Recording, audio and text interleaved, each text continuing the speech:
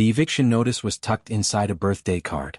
I remember standing in the kitchen of the house I had lived in for 11 years, holding a pale yellow envelope with a sunflower on the front. My sister-in-law Donna had even written "Happy Birthday, Nate" in purple marker on the outside, curvy, cheerful letters. Inside was a formal legal notice informing me that I had 30 days to vacate the property. I set it on the counter. I poured my coffee. I stood at the window and watched a cardinal land on the bird feeder my late father had built by hand. And I thought, they have no idea.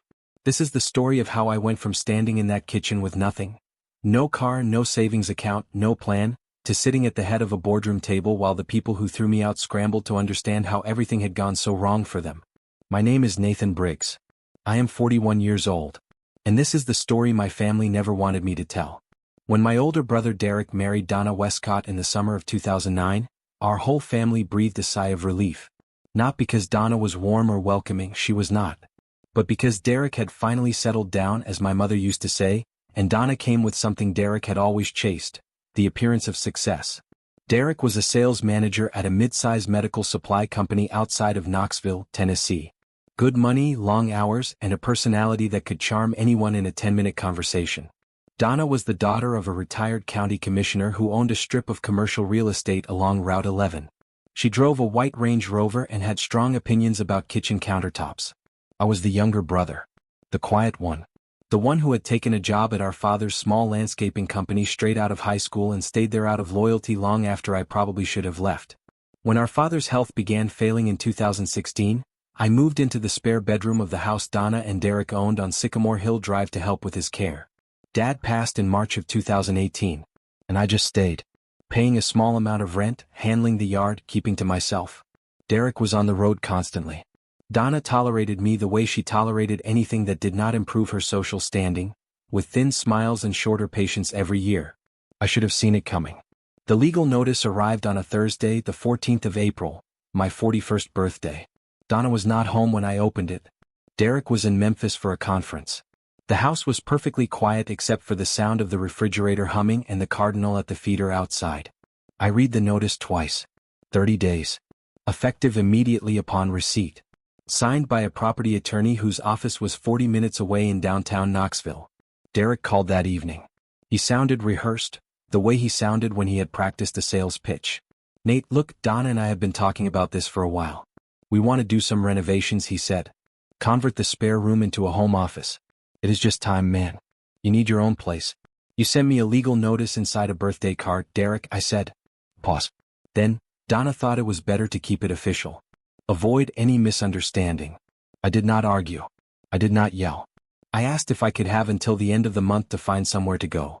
Derek said, "Of course, no problem, we are still brothers." He said it like he meant it.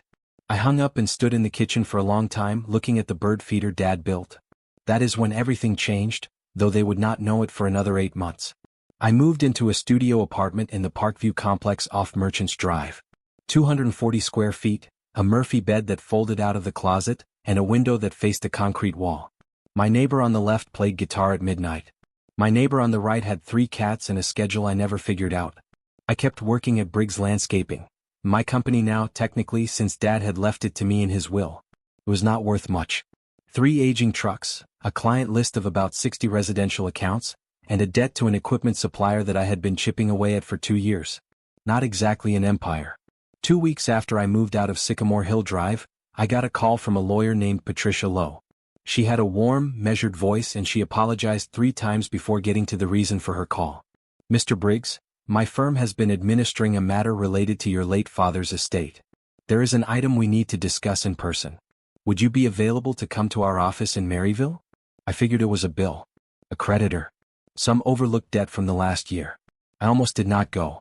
But something made me put on a clean shirt, get in my truck, and drive the 32 miles to Maryville on a Wednesday afternoon. I still think about what would have happened if I had not. Patricia Lowe's office was tucked above a pharmacy on Main Street, small, warm, and organized in the way that comes from decades of careful practice. She had reading glasses on a beaded chain and a framed photo of the Smoky Mountains behind her desk. She slid a sealed envelope across the desk. Heavy cream paper, old-fashioned wax seal. My name written in my father's handwriting. The careful, deliberate print of a man who had never been a fast writer but was always a precise one. Your father left specific instructions, Patricia said. This was to be delivered to you, and only to you, no sooner than 6 years after his passing and only after your living situation had changed significantly. His words were, when Nathan is finally on his own. My throat tightened. That is a very specific condition. He was a very specific man, she said gently. I broke the seal. Inside was a handwritten letter, 2 pages, front and back, in that same deliberate print. And tucked behind the letter was a key. Old, brass, the kind that opened a safety deposit box. And a card with an address, First Appalachian Savings and Trust, branch on Kingston Pike. I read the letter right there in her office. Patricia brought me a glass of water halfway through. My father, Gerald Briggs, had not been a wealthy man in any way I could see growing up. He drove a used pickup. He bought his boots at the workwear outlet on the edge of town. Every Christmas he gave practical gifts, socket sets, good flashlights, work gloves. But the letter explained something I had never known. My grandfather, Dad's father, a man I had only known as a quiet giant who smelled of pipe tobacco and died before I was old enough to really understand him, had quietly built a real estate portfolio across East Tennessee over a 40-year career. Nothing glamorous. Small commercial properties, warehouse spaces, long-term leases on industrial lots outside Knoxville. Steady, unglamorous, enormously patient.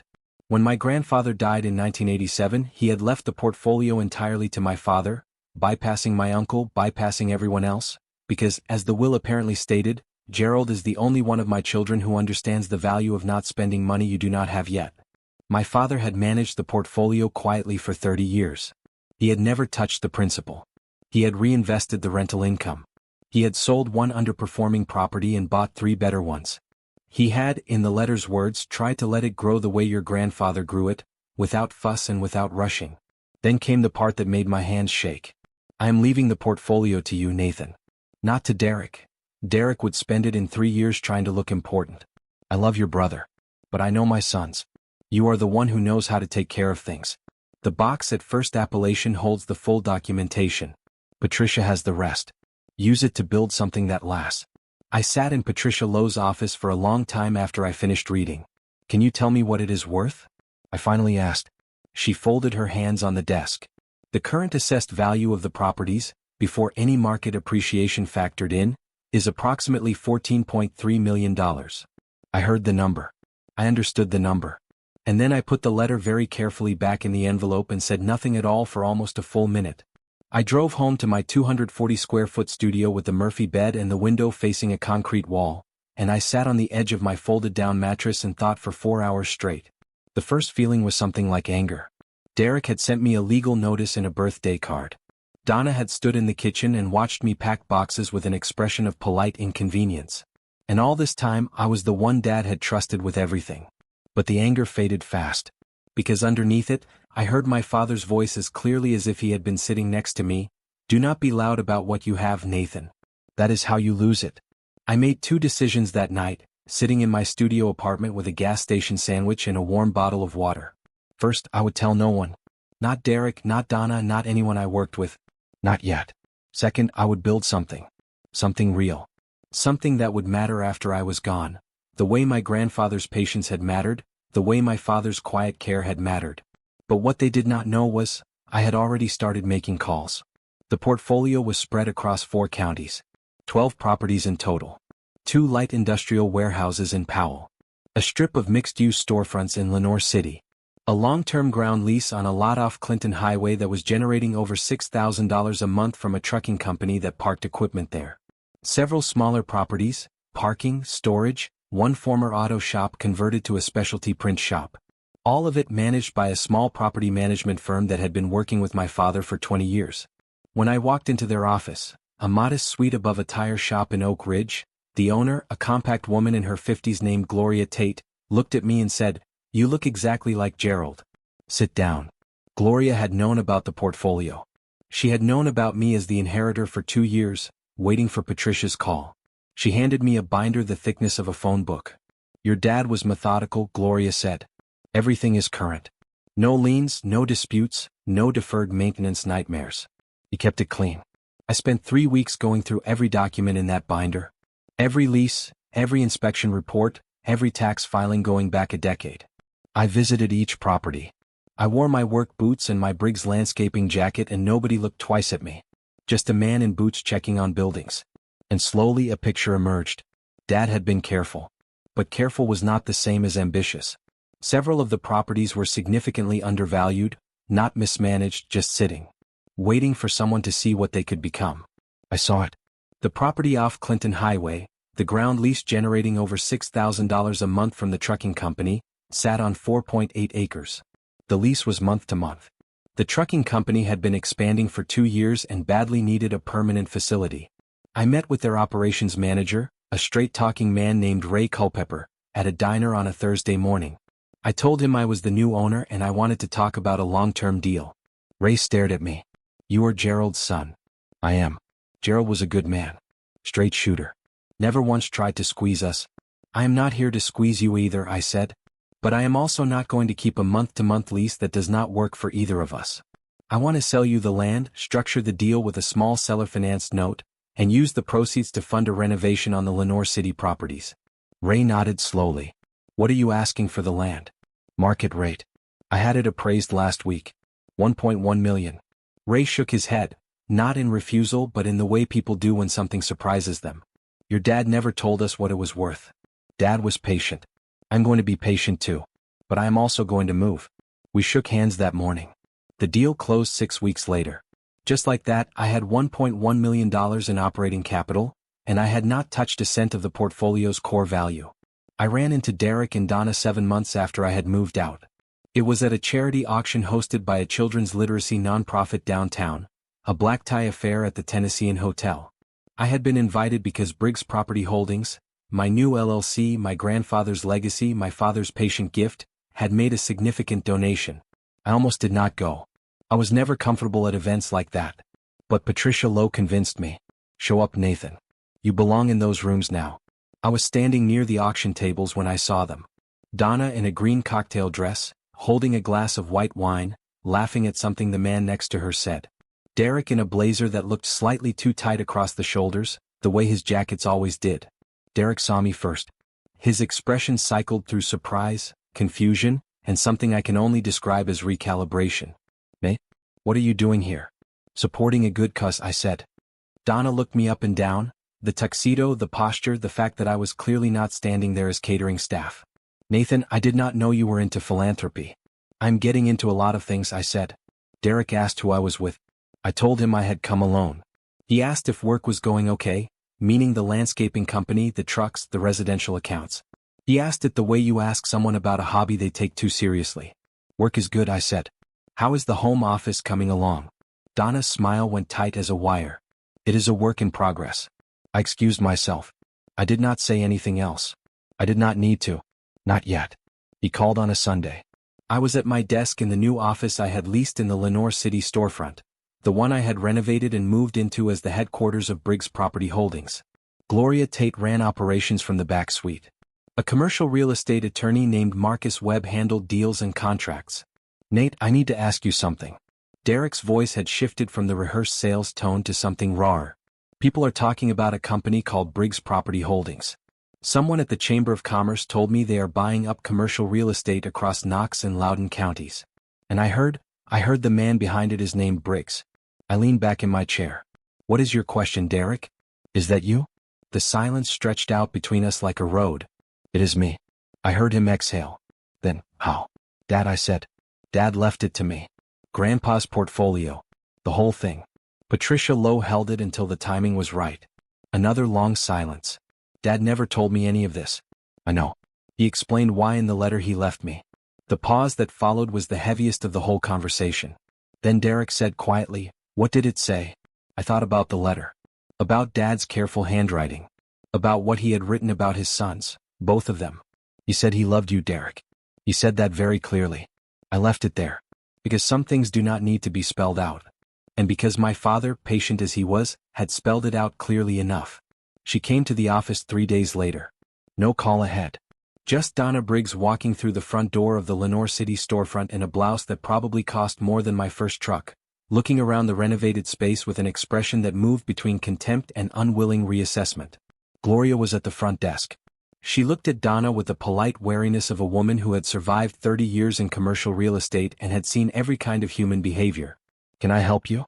Gloria asked. "I am here to see Nathan. I am his sister-in-law." Gloria's expression did not change. "Do you have an appointment?" Donna blinked. Clearly she had not expected to need one. I waved her back from the doorway of my office. Donna sat across from my desk with the posture of someone who was working very hard not to seem impressed. She said she and Derek wanted to talk about the estate. She used words like family unity and what Gerald would have really wanted. She said Derek was hurt. I let her finish. Then I said, "The will was filed and probated 6 years ago, Donna. There is nothing to contest at this point even if Derek wanted to, which as far as I know he does not. You are welcome to consult your own attorney." She looked at me as if the man who had lived in her spare room for 3 years had been replaced by someone she had never met. I had not been replaced. I had just stopped being invisible. "Derek wants to reconnect," she said finally. "We would love to have you over for dinner." "I appreciate that. Tell Derek to call me. We will find a time."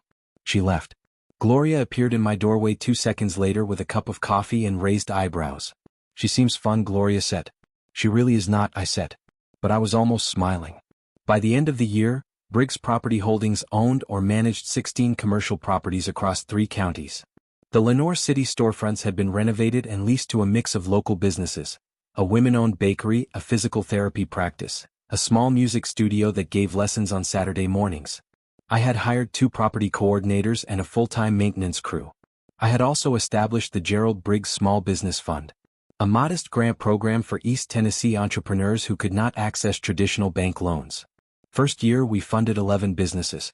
The bakery in my Lenore City storefront was one of them.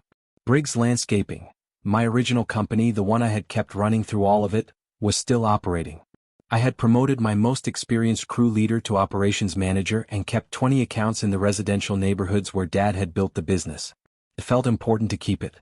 Like keeping the bird feeder. I was not trying to rub anyone's nose in it. That is not what this was.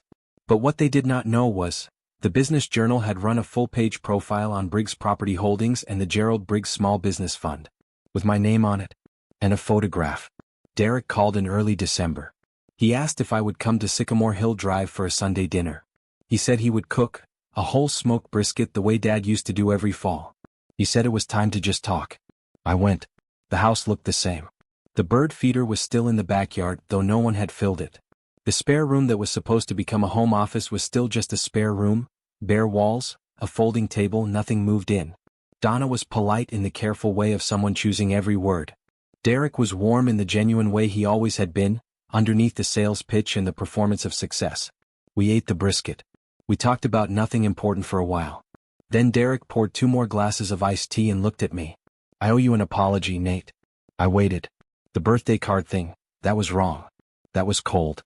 Donna thought it would be cleaner to keep it legal and I went along with it because I did not want an argument. "That is not an excuse. I should have talked to you first, man to man. You were grieving Dad. You were holding this family together. And we handed you a legal notice and a birthday card." He meant it. I could hear that he meant it. "I know you did," I said. And I did. I knew my brother. I knew the difference between Derek and Donna, even when he could not always see it himself. "Dad trusted you with everything," Derek said quietly. "Not because he loved you more. Because he knew you would take care of it. I think I have always known that too, even when it was easier to pretend I did not." We sat there for a while after that, the way brothers do when something important has been said and there is no point in covering it with more words. Donna refilled the tea. She did not say much. But she filled the bird feeder before I left that night and I noticed. I drove to Lyndhurst Cemetery on a Tuesday morning, the kind of sharp December day where everything looks clean and cold and permanent. Dad's headstone is simple gray granite. His name, the dates, and a single line he had chosen himself years before he died. He kept his word. I stood there with my hands in my jacket pockets and told him about the portfolio, the deals, the Gerald Briggs Fund, the bakery woman who had sent a handwritten note saying the grant had saved her business. I told him about Gloria and Marcus and the maintenance crew and the 16 properties. I told him about the birthday card in the yellow envelope with the sunflower. I told him about the Sunday dinner and Derek's apology. "You timed it right, Dad," I said. 6 years was exactly right. I needed to stand on my own first. I needed to know I could. The wind moved through the cedar trees at the edge of the cemetery. A cardinal landed on a nearby branch, the same rusty red as the one at the feeder, though that was probably just a coincidence. Probably. I stood there until I got cold. Then I drove back to the office and got to work. The people who put a legal notice inside a birthday card did me the greatest favor of my life. They moved me out of a spare room I had been hiding in for 3 years and into the life I was supposed to be living. They did not know about the key. They did not know about Patricia Lowe's office in Maryville, or the brass safety deposit box at First Appalachian, or the binder full of leases my father had maintained with the same patience his father had passed down to him. They looked at me and saw the quiet brother. The landscaper. The one who did not have the ambition to keep up. I should have seen it coming, not their cruelty but the gift hidden underneath it. The push I needed. My grandfather built something. My father grew it quietly for 30 years and protected it fiercely and left it to the son he trusted to understand what it meant. And now I am building it further the way they both would have wanted. Without fuss, without rushing, and without spending money I do not have yet. They threw me out with nothing. What they threw me out into was everything. If this story moved you, hit that like button. It takes 1 second and it means everything for getting this story out to more people. Subscribe to Revenge with Fat and ring that notification bell. Share this with someone who needs to hear that being underestimated is not the end of the story. And drop a comment below. I want to know, at what moment did you realize Nathan was going to be okay? Thank you for being here. Thank you for watching.